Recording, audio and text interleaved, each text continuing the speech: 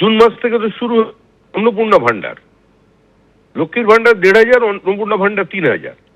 ঠিকই তো বলছে, লক্ষ্মীর ভান্ডার বন্ধ করে দেওয়াই হবে, করে দিয়ে ওর জায়গায় লক্ষ্মী অন্নপূর্ণা ভান্ডার, মানে লক্ষ্মী ছাড়া হয়ে গেছে রাজ্য, লক্ষ্মী আর পারছেন না এ রাজ্যে কিছু করতে, এবার ওনার মা অন্নপূর্ণাকে আমরা নিয়ে এসেছি।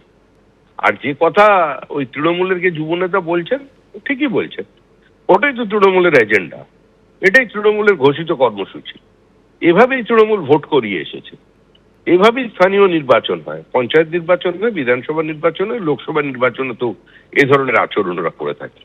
কিন্তু এটা দিন 7 চলবে, তারপর আর পারবে না। ভয়মুক্ত রক্তপাতহীন নির্বাচন পশ্চিমবঙ্গবাসীর জন্য অপেক্ষা করছে। ত্রুটিমুক্ত ভেজাল মুক্ত একটা ভোটার লিস্টের অপেক্ষায় আমরা আছি।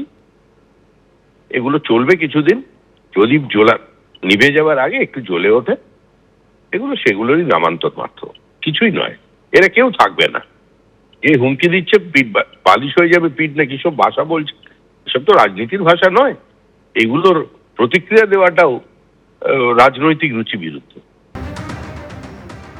তৃণমূলের বাইরে যদি একটা ভোট পড়ে এলাকায় থাকতে দেব না, থাকতে দেব না। আপনাদেরকে পরিষ্কার বলে গেলাম, যে কাকার সাথে থাকো না কেন, যে জেঠুর সাথে থাকো না কেন, যে নেতার সাথে থাকো না কেন, পরিষ্কার বলে গেলাম, অনেক সহ্য করেছি আমরা। মানুষ একবার ক্ষমা করে, দুবার ক্ষমা করে, এই 26-এ আমরা কাউকে ক্ষমা করব না। যতগুলো ভোট আছে ততগুলো ভোট জোড়া ফুলে ফেলতে হবে। জোড়া ফুলের বাইরে যদি কোনো ভুল করে হোক আর ইচ্ছা করে হোক, যদি অন্য জায়গায় ভোটটা পড়েছে পিঠটা ফুলে বালিশ হবে, তার দায়িত্ব কিন্তু আপনাদের, তার দায়িত্ব আপনাদের। যে সিপিএম এর কথায় খাম করবেন, যে নেতার কথায় খাম করবেন, আপনার পিঠটা ফুলে যখন বালিশ হবে সে নেতাকে পাশে পাবেন না। আমরা আপনাদেরকে পরিষ্কার হুঁশিয়ারি দিয়ে বলে গেলাম, কারণ এই বুথে কোনো বিরোধী আমরা রাখতে চাই না। এই সমস্ত অকাজ আমাদের জানা আছে, মাথার ওপর পুলিশ আছে বলে এসব বড় বড় কথা মুখে ফুটছে। কালকে মমতা ব্যানার্জি মুখ্যমন্ত্রী না থাকলে এদেরকে আমাদের চেনা আছে, এ তো ছেলে নেতারা বাচ্চা ছেলে। অনুব্রত মন্ডল এরকম হুমকি দিত দাঁড়িয়ে দাঁড়িয়ে, বীরভূমে পঞ্চায়েত ভোটের আগে অনুব্রত এরকম হুমকি দিত যে রাস্তায় বেরোলে উন্নয়ন দাঁড়িয়ে থাকবে, পিঠে পাচন চাষ হবে, গুড় বাতাসা খাওয়ানো হবে। তারপরে কি হলো, কোমরে দড়ি বেঁধে যখন সিআইডি গাড়িতে তুললো, সিবিআই গাড়িতে তুললো অনুব্রত মন্ডলকে, ওর পাশের বাড়ির লোক জানলা দিয়ে দেখছিল, তামাশা দেখছিল, এগিয়ে এসে অনুব্রতের পাশে দাঁড়ালো না। সুতরাং এদের দৌড়ের মধ্যে জানা রয়েছে। পদ্ম ফুলেও ভোট দেওয়া যাবে না। যদি ভোট গন্ডগোল হয়েছে তাহলে ভোট দেওয়ার দরকার নাই, বাড়িতে আমি রসগোল্লা ছানা ওরা পাঠিয়ে দেবো।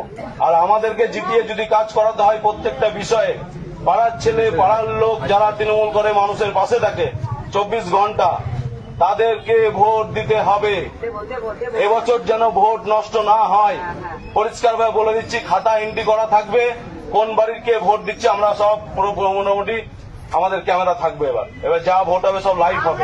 রাজু কিছু বলবে? ভোটের পর যা হবে 23 তারিখের পর, যা কিছু হবে 23 তারিখের পর, যা কিছু হবে সব 23 তারিখের পর দেখা যাবে। কি ছেড়ে দিল আপনাকে, বাড়ি নিচ্ছে? এখানে বেঈমান বিশ্বাসঘাতকতা করে খলতে নল চালাবার চেষ্টা করছে।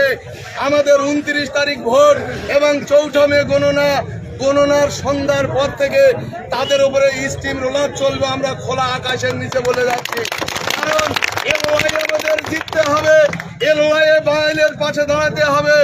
এই যে আমাদের 60 লক্ষ ভোটকে যেভাবে বন্দি করে এখনো পর্যন্ত 30 লক্ষ মানুষের ভোট অধিকার বন্দি করে রেখে দিয়েছে, আমাদের বাঙালির পাশে থেকে, বাংলা ভাষীদের পাশে থেকে, আমাদের ঘরের মা বোন ভাইদের কাকাদের যাদের ভোট বন্দি করেছে এই বিজেপি, আমরা ভোটের মাধ্যমে তাদেরকে বাংলা ছাড়া যতক্ষণ না করতে পারবো ততক্ষণ এই লড়াই আমাদের চলবে।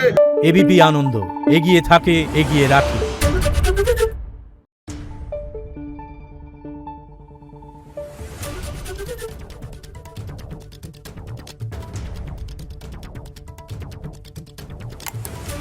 Thank you.